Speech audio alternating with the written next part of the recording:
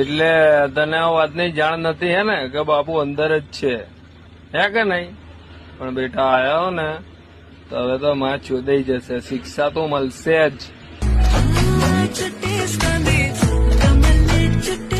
ચિંતા ના કરવાલા, આ તો જે માલ ખાય ને એ જ માર ખાય હો.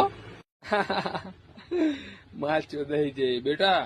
ઇન્કવાયરી કરી હોત ને તો આ દાડો તારે ને ના આવે. ના ના મારા વાલા, અને ઇન્કવાયરી તો હે ને કરી હતી, પણ આ ને રાતે લિયો પિક્ચર જોતો તો મેં જોયો તો બારીમાંથી, અને તારી માને ચોદ્યું તું થલાપતિ નહીં હો. માં ચોદાઈ જઈ ગઈ આજે તો, માં ચોદાઈ ગઈ. બધી વાત છોડો અને માં ચોદાવા ગયું બધું.